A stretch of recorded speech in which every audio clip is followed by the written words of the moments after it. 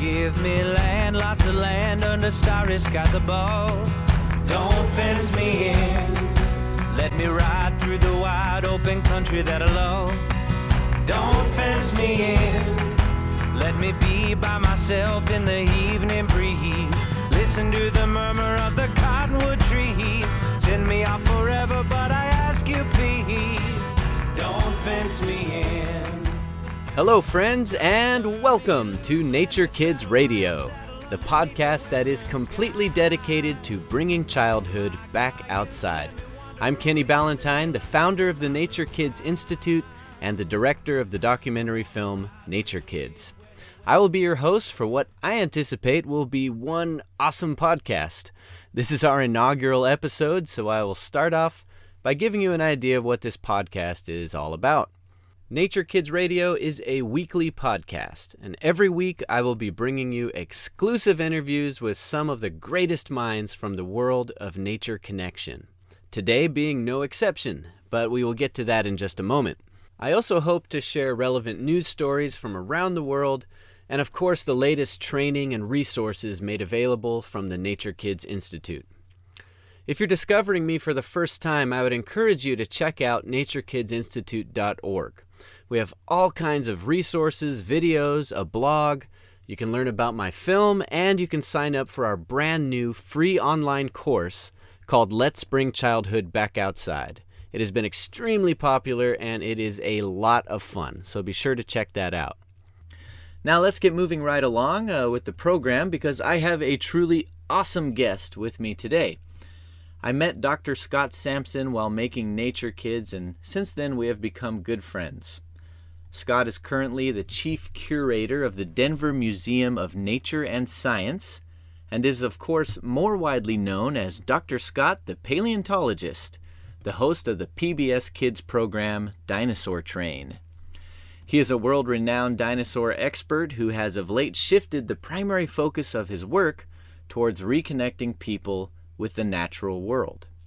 His new book is called How to Raise a Wild Child: The Art and Science of Falling in Love with Nature. It is available for pre-order on Amazon and will be released on March 17th. Dr. Scott, welcome to Nature Kids Radio. Thanks very much, Kenny. I'm very happy to be here talking with you about this important topic. So I can't even tell you how many boys and girls go through a dinosaur obsession phase. I mean, I feel like every kid at some point just loves dinosaurs, but you never really grew out of it, did you? Where does your passion for dinosaurs come from? I'm into dinosaurs in part because I was into nature as a kid. So I really attribute most of this to my mother. She's the one who got me outside all the time, took me into the forest, exposed me to all kinds of things in nature, including dinosaurs. And once I got a hold of some dinosaur books, well, then the passion was ignited.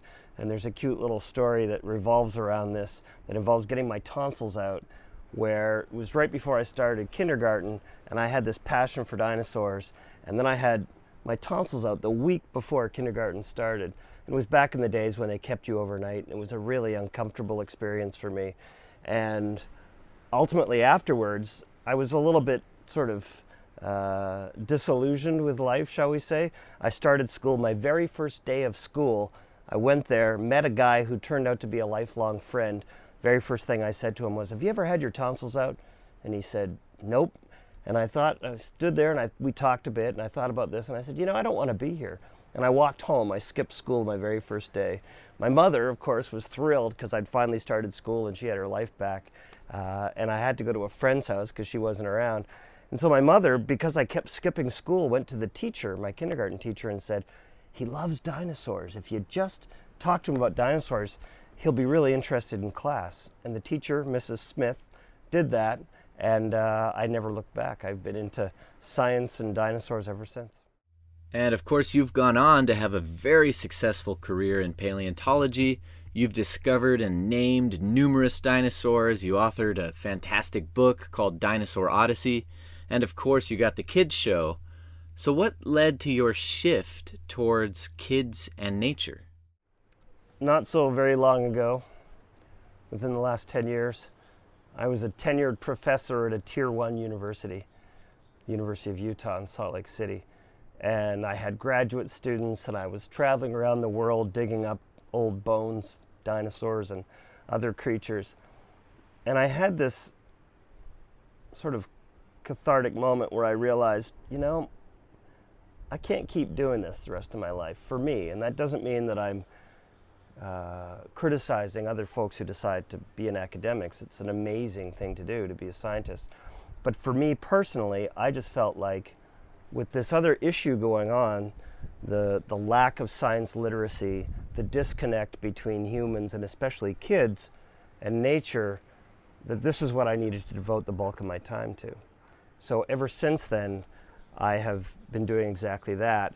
And I do it through writing books, traveling around the country, speaking on this topic, hosting this show, Dinosaur Train, where my tagline is, get outside, get into nature, make your own discoveries. And then recently I accepted a job at the Denver Museum of Nature and Science because the CEO of the museum basically said to me, listen, you go around talking about this issue all the time. We'll give you a chance to walk the talk and to use Metro Denver as your experimental ground for trying out ideas on how to really connect people with nature. So that's why my family and I picked up and moved to Colorado.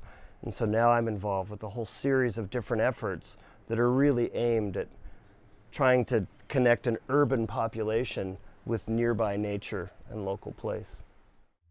Now, when I first interviewed you for Nature Kids, you said something that sort of shocked me. You said that you believed that connecting kids with nature was the single most important issue facing the planet today. Now, that's a pretty big statement for a scientist to make, so could you explain why is it you feel that way? Right, so go poll 100 scientists today and ask them what the biggest crises are, and you will hear a lot of the same things. You'll hear a lot about climate change. You'll hear a lot about the extinction of species, the fact that we may be going into the 6th major extinction in the planet's history. You'll hear a lot about habitat destruction and what that means, both for the animals and for us. You won't hear about the disconnect between people and nature. At this point, it's not really on the cultural radar. But think about it for a second. Why would anybody become sustainable and take care of where they live if they never spend time outside? If you're looking at a screen, that screen looks the same in San Francisco as it does in Denver or Timbuktu or whatever. So being outside is how we form these connections. It's why we care, because Stephen Jay Gould, a famous evolutionary biologist, once said something, and I'm paraphrasing, but we will not save anything that we don't love. So how are we going to come to create this deep passion between us and nature? That's going to be outside. So my argument is you can't solve those other problems, extinction, habitat destruction, climate change, unless people care, and they're not going to care unless they've formed that deep connection with nature. So that's why I regard it as one of the most important and likely the most overlooked crisis of our time. I know you grew up near Vancouver. What was your childhood like there with regards to nature and time outside? So I grew up on the west side of Vancouver, about a block and a half from a forest, then known as the University Endowment Lands, today known as Pacific Spirit Regional Park. Back then there were a bunch of trails that weren't very well maintained, but my friends and I basically avoided the trails anyway and just bushwhacked our way through that forest. And that's where I, got knee deep into ponds and picked up frogs and saw all kinds of bird nests. And really, the way that I see nature today was sort of ingrained into my mind by exposure to that forest. So that forest became a lens on how I've seen nature ever since. And so that forest has had a huge role in my life, but also my parents getting me out camping every year, hiking, the standard childhood of that period where you come home from school and you're kicked out the door and told to come back when it's dinner time or the street lights come on. And so I spent most of my childhood playing outdoors. And And I think more and more I've come to the conclusion that it's not the annual trip to the national park that ingrains in somebody a love of nature. It's that everyday, abundant, firsthand experience in local nature. And so that's what did it for me, and I think that's what the research shows does it for most people who carry on an adult love of nature. And why is that unstructured playtime in nature such an important part of childhood? All the research now points to the importance of unstructured, free play as being critical for brain development, for body development, for coordination, for our eyesight. I mean, everything is tied to that. And free play, people talk about it going extinct, that if you're indoors and you're looking at a video game, you're not engaging in free play. Free play involves you deciding what you're going to do, you using your creativity and your imagination, not depending on somebody else's imagination by looking at a computer game. So by taking kids and putting them inside, you remove them from this environment, which is ideal for free play. Another reason nature is so good is that it's full of loose parts, as they talk about. You know, inside you might have paper and paper clips and tubes from paper towels, things that you could use for your imagination just to play with. But outside, you've got sticks in all kinds of different shapes and sizes, rocks in all kinds of different shapes and sizes, various other plant parts, flowers and acorns and roots and all kinds of stuff. And that's just getting you started, right? There's the whole multi-sensory environment that you're surrounded in. So it's much more conducive to really using your imagination and engaging in that abandonment of free play, which is so critical to growing brains and bodies. What is the connection between time outside in nature and really developing a passion and a love for science? I can honestly say that my adult passion for nature was triggered by my kid passion for nature, and that school, rather than fostering that passion, tried to kill it. And it was only because I carried it through myself through other means that I became a scientist and I kept this passion for the outdoors and the natural world. So I think this is true of school in general, that if we look at science class is about taking tests, it's about writing assignments that include introduction, methods, analysis, and conclusion. It's about being indoors in sterile environments. The ironic thing is, I was into nature as a little kid, and all through school, I almost failed to associate nature and science. Now, science is the endeavor that human beings undertake to unravel the secrets of nature. But I didn't make that connection. For me, nature was more like a verb than a noun. It was this activity that I did outside that was really engaging and involved getting dirty and having these pupil dilating wonders all around me. I mean, it was this phenomenal experience. Science in the classroom was the opposite. It tended to be mind-numbing, boring, and didn't engage me. And to me, the biggest criticism that you can make about school is that where it happens is almost irrelevant.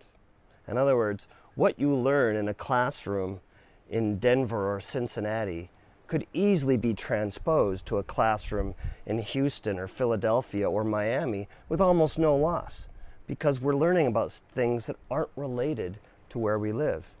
No wonder kids get turned off by school. No wonder they think that schooling has no relevance to their everyday lives. For the most part, it doesn't have any relevancy. So one of the easiest and simplest things that we could do would be to focus education on place and actually do some of that schooling outdoors so that kids, get that firsthand essence of, that's what it means when they're talking about flower parts or the sun or the water cycle or whatever it might be. Now it's engaging because it's experiential. It's an active pastime, not a passive one. So, Scott, some would argue that we are now in a golden era of education, just because of the massive amount of information that is now available to anyone.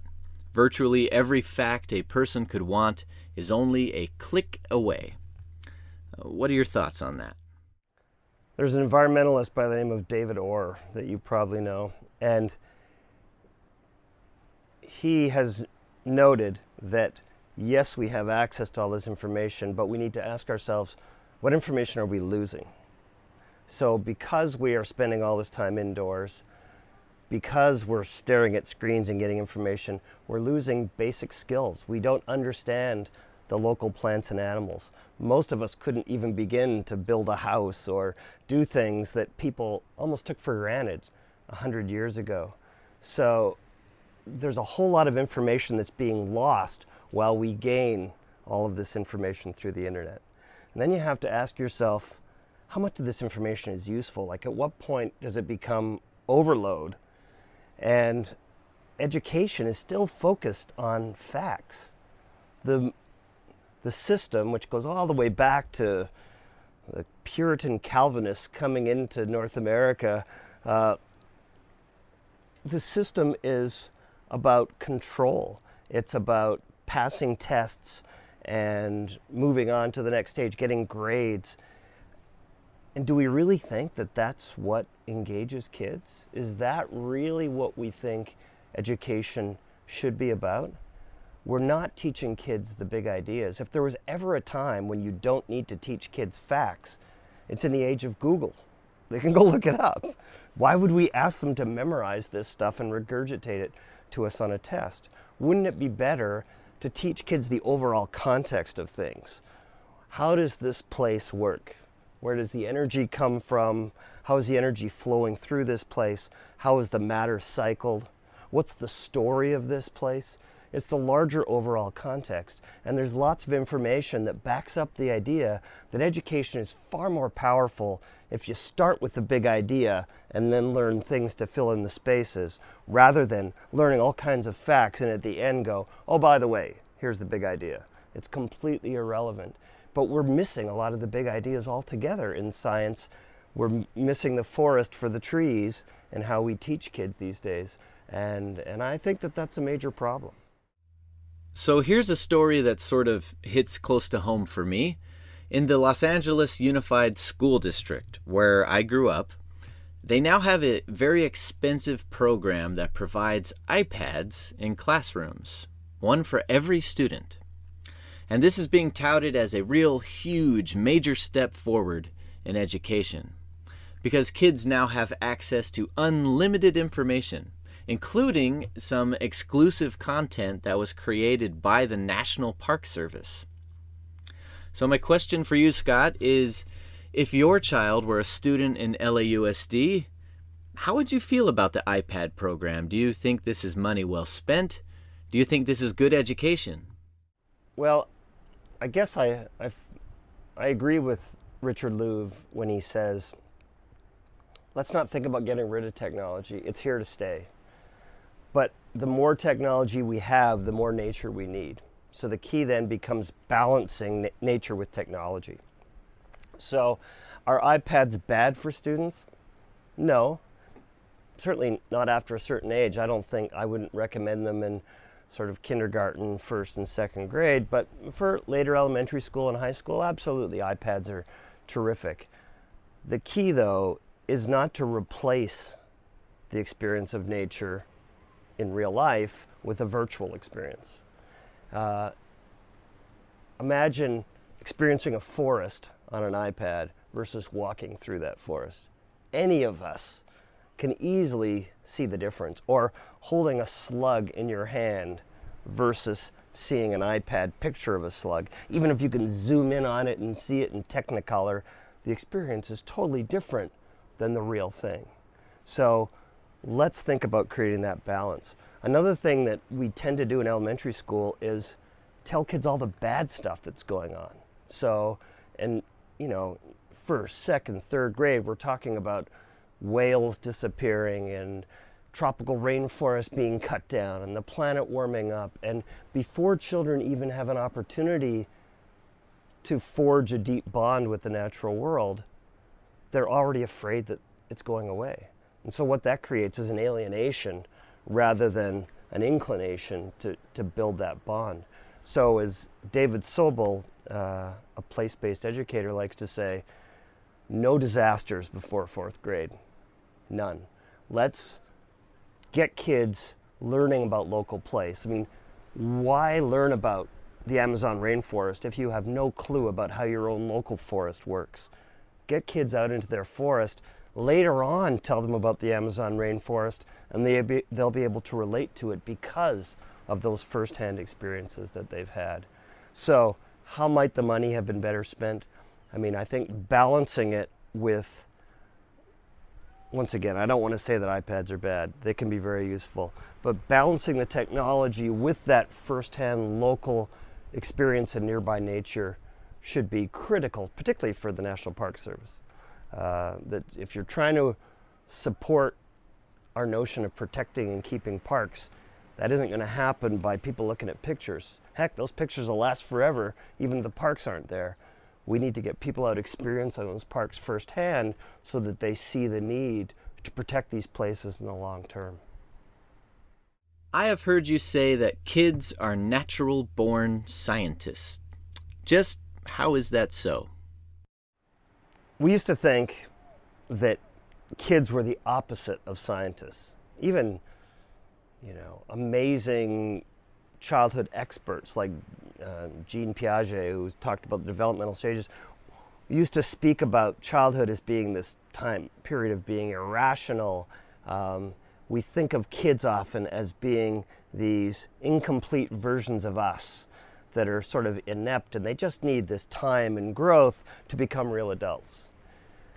And what research over the past 10 to 20 years has demonstrated, people like Alison Gopnik at UC Berkeley and other psychologists have shown that in many ways the opposite is true. Kids are natural-born scientists. They can solve problems, even toddlers can solve problems related to probability and creating theories and testing ideas. And they do so in ways that sometimes exceed the abilities of adults, because kids' brains are interconnected far more than our brains are. We sort of think of kid brains as being like the streets of Paris, all these little myriad interconnecting alleyways and stuff, whereas adult brains are more like superhighways with a few interconnections. So kids have abilities that outstrip that of adults. We need to stop thinking about them as incomplete. Kids are natural-born scientists. They're wired to learn, and to learn in ways that are scientific. Watching a kid build a sandcastle on the beach might seem like a simple pastime, but that kid is learning about physics. What kinds of walls stand up? Do you need water in the sand? How high can you make the walls? What can reinforce them? All these are lessons in physics that are completely invisible unless you start thinking about them as more than just play. That some neuroscientists today go so far as to say, play equals learning. That really the equation is that simple. And so if you remove play, you are removing the best and most potent way for kids to learn about the world around them and to be those natural-born scientists. Is nature a valuable space for learning disciplines other than science? Yeah, I mean, I think you were friends, as I am, with Zach Pine, the nature artist. And I met Zach several years ago when we hired him to come out to Muir Beach and do this birthday event for my daughter. And we had 25 kids and adults. And Zach came out, and the very first thing he said to all the kids was, okay, go and collect stuff that we can make art with. And they came back with armfuls of driftwood and feathers and crab shells and seaweed and rocks. And then he started teaching them how to stack rocks, how to take sand from the beach and make perfect spheres. It's just a mixture of getting the right, making sure you got the right amount of water, and you throw it in the air and you get these perfect spheres. Then they laid all this stuff out. And sure enough, the adults joined in, and within sort of 60 to 90 minutes, we had transformed a huge part of the beach into an art gallery. And it was fantastic. I went up on top of the cliff and looked down, my jaw dropped. I thought, oh my God, how did we do this, And he just showed people how to do a few things, and the kids naturally did this. And of course, along the way, they're asking, well, what's this seaweed? And what's this crab shell thing? And what are these rocks here for? Why are these polished rocks here? So along the way, we're learning some science as we're doing art. The kids are having a terrific time because they're playing as they're making this art. And at the end, they're proud of this thing they've created, even as the waves are coming in to reclaim the beach. And that's the kind of simple activity that marries art and science in the outdoors in powerful ways. And, you know, a teacher could do that in the most schoolyards. So I think that's the kind of thing that I think if we can get away from disciplinary boundaries, so it's not science class or English or whatever, but sort of just do a whole host of these things and marry them together close by outdoors, we're really starting to hit the ball out of the park. Scott, I am sure that there are many people listening to this podcast because they want to make some changes. Changes in the way they are raising their kids or the way they teach. But there are a lot of people who aren't even really sure how to get started. So for those parents and educators and mentors who are ready to make the leap and to get their kids back to nature, what advice would you give to them? Wow. So this is the very thing I'm writing a book about right now, and I think there's a few things. First of all, the adult needs to show an interest in nature themselves. That if this is the value we want kids to get, we can't ignore the natural world. David Orr, the same fellow I mentioned before, once said that all education is environmental education. It just depends on whether it's explicit or implicit. If you talk about the importance of the environment, that's the value that gets passed on. If you don't talk about it, if you ignore it, the value that gets passed on is that the environment doesn't matter. So it's up to us to show that nature matters, and our kids will get that, and they'll mimic that, whether it's in the home or the classroom. That's the first thing. The second thing is, get the kids outside having fun. So it's not about, you don't need to be an expert in nature. A lot of parents and teachers are intimidated by science because they go, well, I don't know this. There aren't many people that could walk out into a natural place and identify all the plants and animals. We call them naturalists, but they're pretty rare animals, right? So the key is to go out and just explore. See what the kid's interested in, and then follow that interest and go, well, that's cool. What do you think it is? Spend your time asking questions instead of worrying about giving answers, and be kind of a co-conspirator, a co-adventurer. And if you do that, the kids will get into it. And the more you can engage multiple senses, the better. So we're so focused on vision. Of course, vision and sound, that's how we experience screens and all these things. Outdoors, we can use our full suite of senses, taste and smell and hearing, all these things. And so it's fun to do things with kids like blindfold them and set up a rope course that they have to, a rope goes through the forest that they have to hold, and you have them stop once in a while and trying to identify what the thing is, whether it's a rock or a tree or whatever, that they have to identify with their senses. Virtually all young kids, at least, will get into that. And what I've found is young kids have no problem getting excited about nature. By middle childhood, if kids haven't had that experience, there's a good chance that if you take them outside and say, go ahead, play, they're going to go, when do I get to go back inside where the computer is? Because they don't know how to do it. But if you can engage them and inspire them, any kid likes to run around and play tag or kick the can or whatever it is. For grown-ups, just think back to your own childhood. What was it that engaged you outdoors? And then encourage kids to do the same. And I think if you just start there, start with having fun, having a good time, the kids will take it from there. They'll be your guides. And we need to worry less about being teachers and more about just learning from kids, because they're way better at having fun than we are. Dr. Scott, it has been fantastic speaking with you today. Thank you for joining us on Nature Kids Radio. Thank you, Kenny. It is a distinct pleasure. Well, that's it for today's show. We will be back with an all-new episode next week when our guest will be Claire Warden. who will be joining us clear from Scotland to talk about forest schools, nature pedagogy, and even playing with fire. All of that and more coming soon. Until then, I am Kenny Ballantyne. Thank you for listening, and I will see you outside. Oh, give me land, lots of land under starry skies above. Don't fence me in. Let me ride through the wide open country that I love.